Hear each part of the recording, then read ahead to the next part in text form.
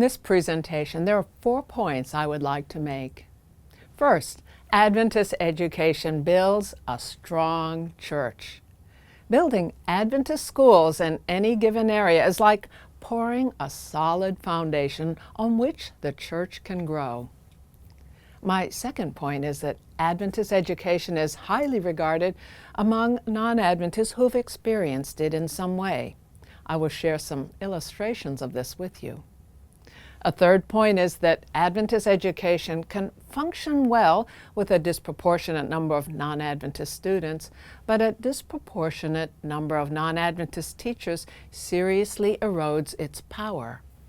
Adventist education needs dedicated Adventist teachers, or it is no longer Adventist. If it is no longer different from other systems of education, it cannot be better than those other systems. We must be who we are in order to fulfill our calling as Seventh-day Adventists.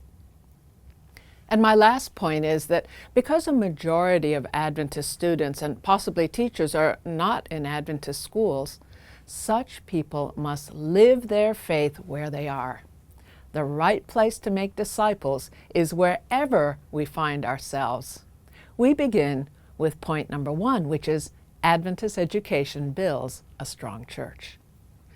Adventist education is guided by a certain philosophy of what education is and what it is for and how it should be done.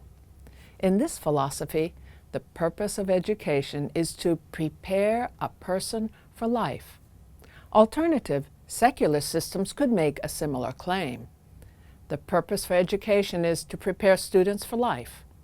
Where the two philosophies differ is not in their concept of preparation, but in their concept of life. Seventh-day Adventists believe that we live for a certain time and then die. Secular Adventists also believe that people live for a certain time and then die. But Seventh-day Adventists believe that in addition to the few years we have on this earth, here and now, there is a life beyond which measures with the life of God. The life we have now is not the only thing we are preparing for. There is something more in eternity. So, if what we need to prepare for is broader than the world has in view, the way we prepare for it must also be broader than what the world has in view. In an Adventist context, our students are preparing for this life and for the life to come. The differences do not stop here. It's not just that Adventist education prepares students for a longer period of time than other systems have in mind. There's also a difference in regard to how those years should be occupied. In secular education, preparation for life means preparation for success. It's not wrong to succeed, but if our concept of success means that we win when others lose, that is not the Christian ideal. Our concept is that the few years we have here on planet Earth should be spent in making sure that no one loses. Thus, what we as Adventists are preparing students for is a life of service to humanity here, and that this attitude of other-oriented service will carry forward also into eternity. As Ellen White beautifully puts it, true education prepares the student for the joy of service in this world and for the higher joy of wider service in the world to come. On average, more students who receive this kind of education will learn to think like citizens of the kingdom than those who receive some other kind of education. On average, the way we are taught will shape the way we think, and these thoughts will affect our basic concepts of what life is for, how we should spend the time we have, and where all of this is leading.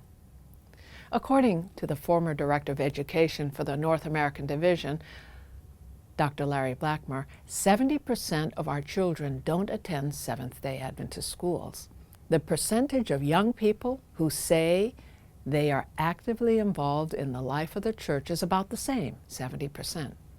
In one way, this is encouraging, but what about the other 30%? While Adventist education is not the only factor, on average, Adventist education will keep our young people in the church more reliably than secular alternatives. We can't trust secular educators to promote Christian values and confirm our young people in their faith. Let me turn now to some examples involving individuals, to examples on a larger scale. One of these has to do with the history of Adventist education in the country of Peru. In his book, Operación Andes Libres, Construyendo la Utopía, that is, the operation to free Andes, constructing the utopia, Dr. Jorge Maquera of Universidad Peruana Unión tells the story of Adventist education in Peru. During the early 1900s, there was intense resistance against the efforts of Seventh-day Adventists to educate the common people in rural areas of Peru. When we built a school, sometimes it would be torn down by an angry mob. On occasion, our people suffered broken bones and other injuries, but we would rebuild the school and go on.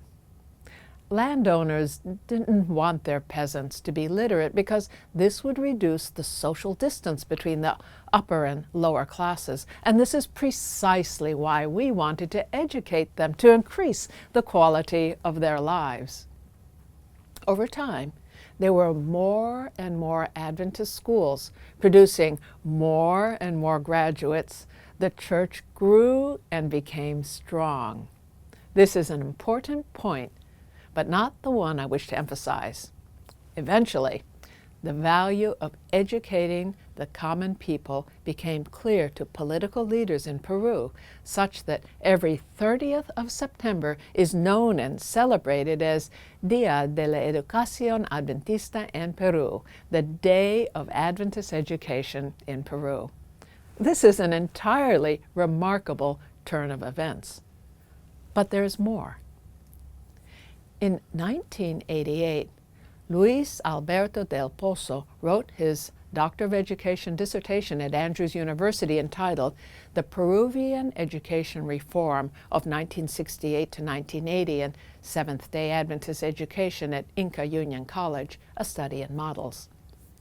In this dissertation, Del Pozo shows that the national education reform which took place in Peru in 1968 to 1980, although oriented towards secular society, was still quite favorable to forms of religious education over and above that offered by the state church.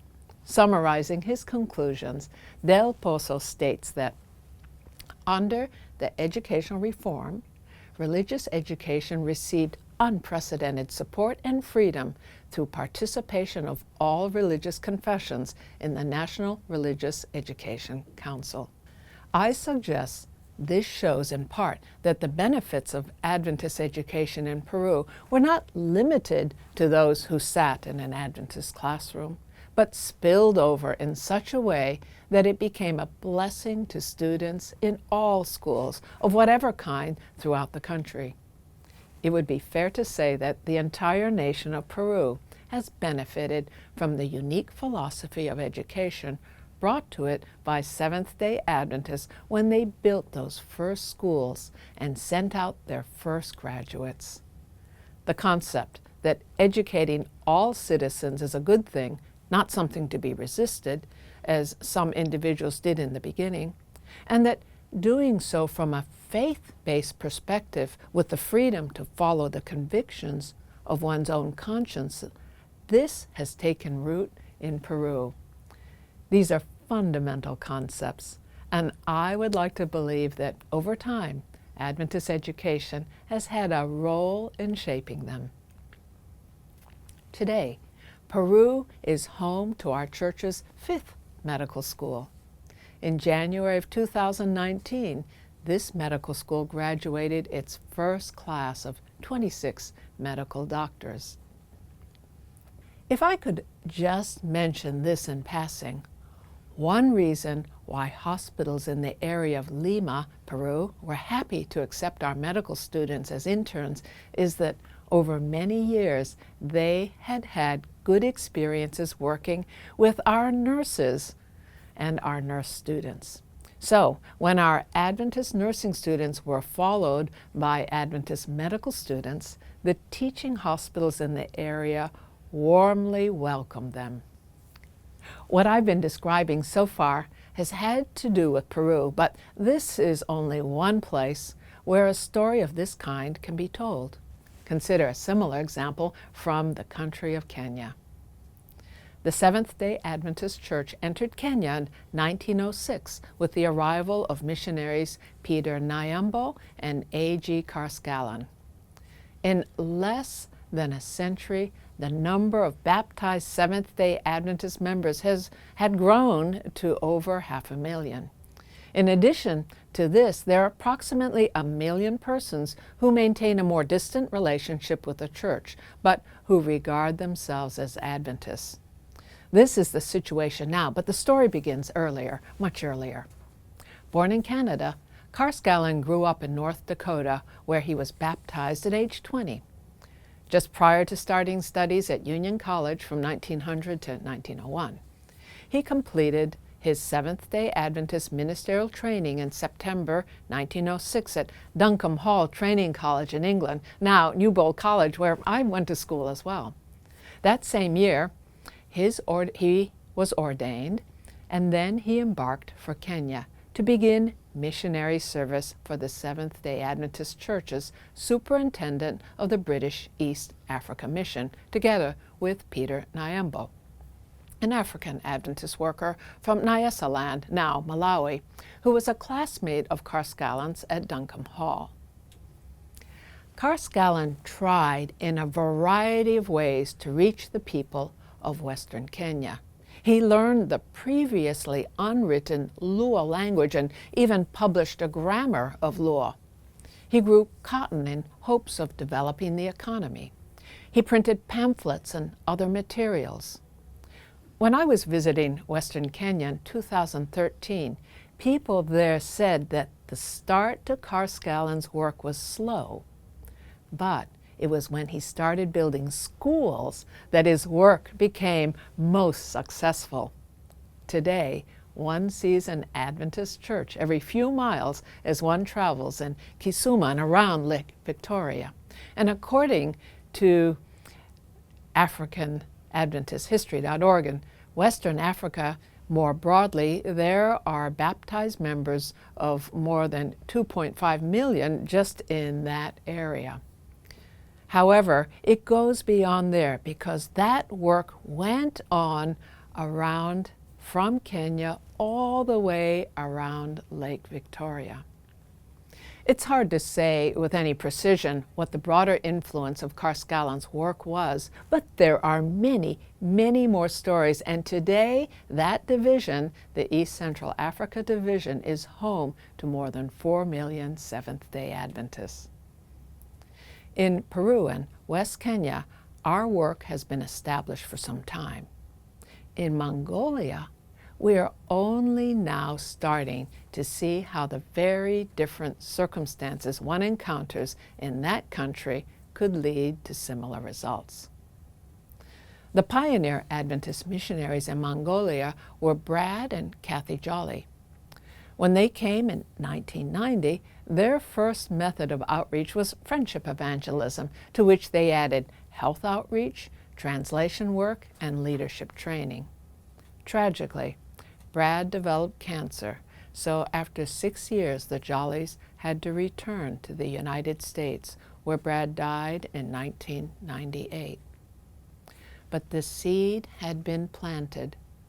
The first 2 individuals to be baptized as Seventh-day Adventists in Mongolia were 2 young ladies named Davaku and Enke, who were baptized by Robert Falkenberg in 1993. Another person soon after was baptized, Bold Batsuk, who was trained as a Buddhist monk. And initially he had resisted the Adventist message, but he went on to become our first ordained minister in Mongolia. According to MongoliaAdventist.org, Brad groomed Bold for leadership and mentored him.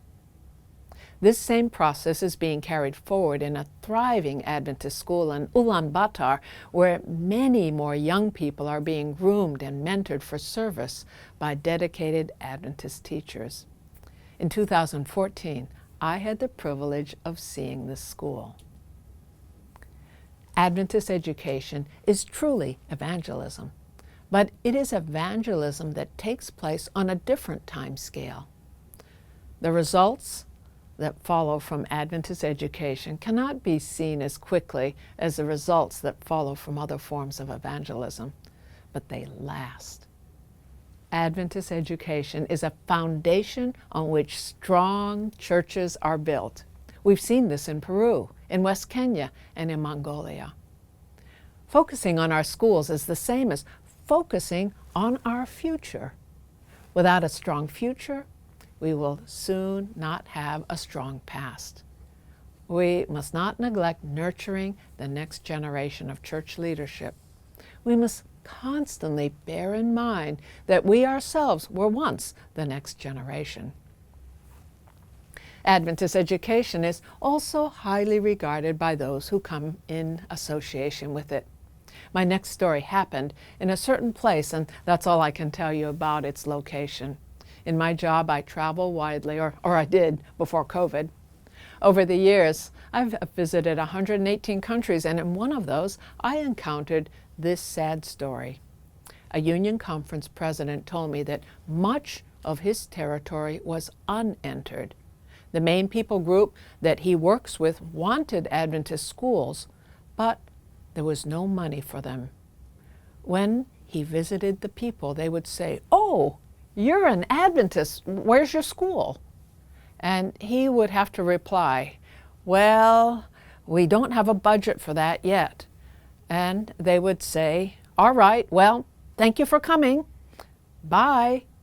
And the work has not grown there. Most of the territory remains unentered today. In another place, the situation is different. There, we are putting major money into building a new school, and this school is our primary focus of attention. It will start out offering only the early primary grades, but over time, more grade levels will be added and the school will grow. One thing leads to another, and I can't tell you the location of this school either, but please keep this school and other schools in unentered territories in your prayers. In 2011, I was invited to visit Chile, and we went all the way down to the very tip of the continent, Punta Arenas. The school in that city is the southernmost Adventist school in the world. Years earlier, it had been an elementary school only, and then a 9th year had been added and a 10th, and the previous year an 11th grade was added, and in God's providence, we were visiting when our Liceo Adventista de Punta Arenas was celebrating its very first 12th year graduation. We were all invited to attend, and I was invited to speak. I wish I could take every one of you back in time and across the many miles between wherever you are and that graduation ceremony in Punta Arenas. The young people who were graduating were in every way representative. Many of them came from non-Adventist homes, and their parents were professional people, doctors, lawyers, and other community leaders. That year, the school had been unable to admit even one new student to the 12th grade class because every graduating student in that class was continuing on from the previous year, and many had taken all 12 years at that school. There are families in Punta Arenas today who enroll their children in our Adventist school at birth when they're born. In Chile, there's a national forensics program that is highly competitive. Some 3,000 students apply for this program every year, and only a small fraction of these are accepted. In 2011, 3 of our students applied, and all 3 of them were accepted. Our educational work in Punta Arenas is highly regarded by the community, as it is in many other parts of the world. In 2005, the President of Rwanda, His Excellency Paul Kagame, invited Seventh-day Adventists to create a medical program in conjunction with the existing Adventist University of Central Africa in Kigali. His dream became a reality just this year as the Adventist School of Medicine of East Central Africa, ASOMI, admitted its first class of students. The opening of the medical program in Kigali was delayed by 1 year due to COVID. This is our church's 7th medical school after those already established in the United States, Argentina, Mexico, Nigeria, Peru, and the Philippines. His Excellency, Mr. Paul Kagame, also suggested that the church build a teaching hospital in Kigali, which is still in its planning stages. During my visit, in a speech that he made on the Adventist University Central Africa campus, Mr. Kagame observed that the church would need help to finance and staff the new hospital, and he stated, quoting him, "We will find money." Creating a teaching hospital is a major undertaking, but at every step he has been entirely supportive. When we talk about the church's schools needing dedicated teachers, this includes some of the most forsaken places on the planet. As one knowledgeable person, my colleague, Dr. John Fowler, once said with a smile, "At the end of every bad road, there's an Adventist school." That's our goal. Highly qualified Adventist teachers need to go to these schools to spend and be spent, to give themselves in service as Christ did, and with no more thanks often than he got. If working at an Adventist university is the high-paying job in the area, something's wrong. We don't need people with those motivations. We want and badly need people whose first motivation is to serve where service is needed. Nearly a half-century ago, when U.S. President John F. Kennedy said, quote, "We choose to go to the moon in this decade and do the other things not because they are easy, but because they are hard," he inspired a space program and a nation to do historic things. Our task is much larger than his. We are not here to put people on the moon. We are here to bring them with us to the stars. It's not wrong to have glittering qualifications, nor should we ever think that such qualifications are wasted when we use them in service for Christ. His qualifications were better than any human being ever had, and here is where he used them with us. Through eternity, we will praise him for doing that. We need teachers who think as he thought and will do as he did. We, like him, must use our qualifications in service for others. In this talk, I've spoken about the results that can follow from receiving an Adventist education and the way the quality of such education is perceived in the world around us. But there's another side to this. A large majority of Adventist young people are not in Adventist schools. The spirit of service that motivates teachers in Adventist schools must also motivate those teaching or studying in other institutions. For these, the General Conference Education Department publishes a journal called Dialogue, whose purpose is to stay in touch with Adventist students on non-Adventist campuses, and Dr. Hudson Chibuka gave a presentation about that. Please don't misunderstand me. It is not wrong to study on a secular campus. I got my PhD from the University of Hawaii, and my husband got his from the University of New Mexico. But my challenge to you who find yourselves in such a position is that you resolve and determine to live your faith where you are. No Seventh-day Adventist teacher or student is exempt from doing so just because they are not teaching or studying at an Adventist university or high school or elementary school for that matter. Permit me to offer an exegetical reflection on a familiar passage of Matthew 28:19 that says, "Go therefore and make disciples of all nations." Or does it say that? The Greek word poruthentes actually means not go, but having gone. In other words, once you get there, make disciples.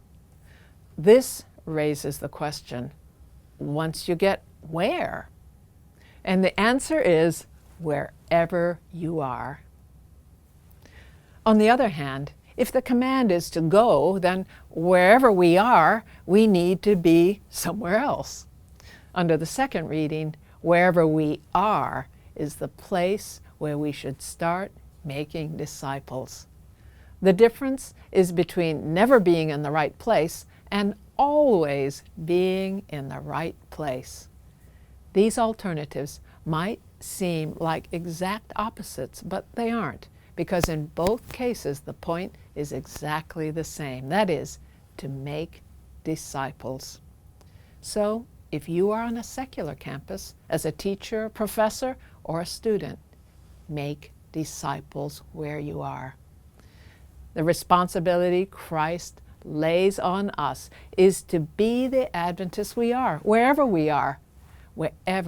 that might be. That Ellen White quotation that we began with came at the end of a paragraph, and here's the rest of what she was saying. Adventist education truly is all-encompassing, and I'm quoting her. Our ideas of education take too narrow and too low a range. There is a need for a broader scope, a higher aim. True education means more than the pursuit of a certain course of study.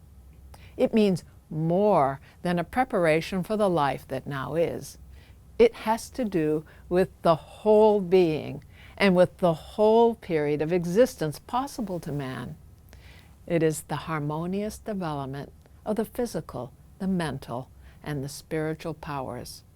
It prepares the student for the joy of service in this world and for the higher joy of wider service in the world to come.